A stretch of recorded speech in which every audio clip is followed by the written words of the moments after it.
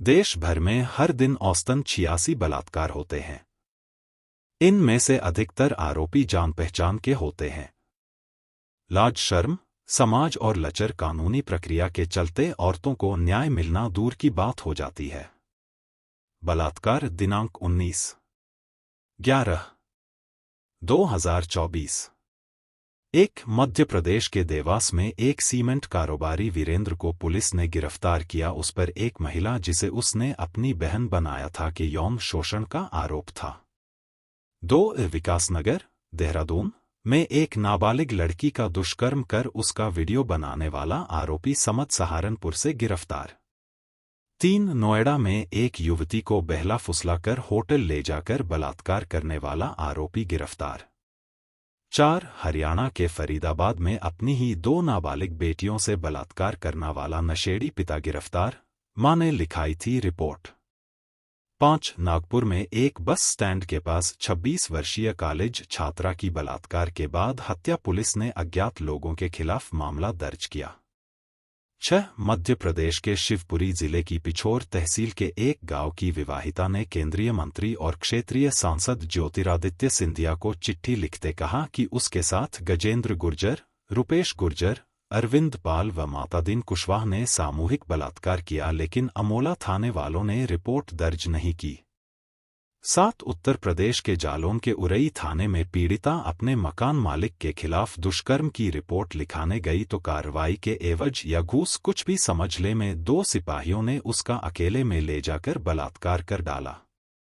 महिला ने उच्च अधिकारियों से शिकायत की तो आरोपियों ने उस पर समझौते के लिए दबाव डाला। अब अपर पुलिस अधीक्षक मामले की जांच कर रहे हैं। क्या पता ऐसी जांचें क्यों होती हैं? सीधे सीधे इन भक्षकों के खिलाफ बलात्कार का आरोप क्यों दर्ज नहीं किया गया? बीती 19 नवंबर को हुए ये बलात्कार के चंद मामले हैं जिनमें रिपोर्ट दर्ज हुई। यह अंदाजा लगाना मुश्किल है कि कितने मामलों में रिपोर्ट दर्ज नहीं कराई गई होगी। वैसे एक एजेंसी मिंट के अंदाजे के मुताबिक महिलाओं के खिलाफ यौन हिंसा के करीब 85% मामले दर्ज नहीं किए जाते। मिंट ने यह अनुमान साल 2015-16 के नेशनल फैमिली हेल्थ सर्वे की रिपोर्ट और एनसीआरबी के 2014 से 2016 के आंकड़ों के आधार पर लगाया था। ऐसा क्यों? इस सवाल का जवाब हर कोई जानता समझता है कि इसमें बदनामी पीड़िता की ही होती है और समाज उसे ही दोषी मानता है। अलावा इसके पीड़िता और उसके परिवारजनों को इस बात का भी भरोसा नहीं रहता कि आरोपी को सजा होगी ही। बलात्कार के कितने मामलों में दोषियों को सजा होती है और कितने बाइज्जत बरी हो जाते हैं, और अक्सर कोई जान पहचान वाला ही बलात्कारी होता है, यह भी आगे आंकड़ों की शक्ल में बताया जा रहा है।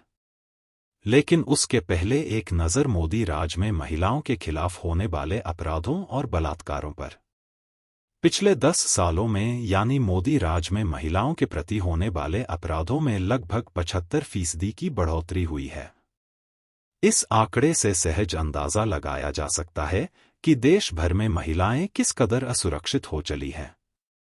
ऐसा क्यों और इसका जिम्मेदार कौन? इन सवालों का जवाब ढूंढने से पहले एक नज़र आंकड़ों पर डाले तो समझ आता है कि इन 10 सालों में पितृसत्तात्मक व्यवस्था को परोक्ष रूप से शह मिली है। किसी भी महिला के प्रति सबसे गंभीर अपराध बलात्कार ही होता है। इसके आंकड़े तो और भी चिंताजनक हैं। नेशनल क्राइम रिकॉर्ड ब्यूरो यानी एनसीआरबी के ताज़ा आंकड़ों के मुताबिक देश भर में महिलाओं के प्रति 4 लाख से भी ज्यादा अपराध दर्ज किए जाते हैं। इनमें बलात्कार के अलावा अपहरण, दहेज हत्या, एसिड अटैक, ट्रैफिकिंग सहित छेड़छाड़ भी शामिल है। साल 2022 में बलात्कार के दर्ज मामलों की संख्या 31,516 थी, जबकि 10 साल पहले 2012 में यह संख्या 24,923 थी। यानी हर दिन कोई 86 बलात्कार उस देश में होते हैं जहां यत्र नारी पूज्यन्ते तत्र का हाका हर कभी गर्व से लगाया जाता है। इस साल महिलाओं के प्रति होने वाले कुल दर्ज अपराधों की संख्या 2.44 लाख थी, जो 2022 में बढ़कर 4.45 लाख का आंकड़ा पार कर गई। क्या खाकर और किस मुंह से औरत को देवी कहा जाता है, यह तो भगवान कहीं हो तो वही जाने। आंकड़े बताते हैं कि बलात्कार के 95% से भी ज्यादा मामलों में आरोपी परिचित होता है। एनसीआरबी के मुताबिक साल 2022 में 2324 मामलों में बलात्कारी पीड़िता के परिवार का सदस्य था। 14,000 से भी ज्यादा मामलों में आरोपी कोई परिचित दोस्त, ऑनलाइन फ्रेंड, भूतपूर्व पति या फिर लिव इन पार्टनर था। 13,000 मामलों में आरोपी एम्प्लॉयर, फैमिली फ्रेंड या फिर पड़ोसी था। महज 1,062 मामलों में ही बलात्कार का आरोपी कोई अपरिचित था। बलात्कार को शह मिलने की एक अहम वजह न्याय व्यवस्था भी है। इसे भी ये आंकड़े साबित करते हैं कि साल 2021 में पिछले साल यानी 2022 के लगभग 13,000 मामले लंबित थे। कोई 4,000 मामलों में फाइनल रिपोर्ट गलत निकली। हैरानी की बात तो यह भी कि 1921 मामलों में दोष सच होते हुए भी पर्याप्त सबूत नहीं जुटाए जा सके। साल 2022 की बात करें तो बलात्कार के लगभग 1,70,000 से भी ज्यादा मामले अदालतों में लंबित थे। इसी साल दोष सिद्धि की दर 27.4% थी, यानी 100 में से करीब 27 लोगों को ही सजा सुनाई गई। बाकी 73 मूंछों पर ताव देते समाज की मुख्य धारा में शामिल हो गए, जबकि पीड़िताएं मुंह छिपाने बाध्य हुई मानो खुद ही दोषी हों। और हों क्यों नहीं, आखिर औरत जात जो ठहरी। बलात्कार और कितना घिनौना हो सकता है, इसका अंदाजा इस हकीकत से भी लगाया जा सकता है कि आरोपियों ने 110 उन महिलाओं को भी नहीं बख्शा जो शारीरिक या मानसिक रूप से विकलांग थीं। 2022 में ही 34 गर्भवती महिलाओं के साथ भी बलात्कार हुआ था।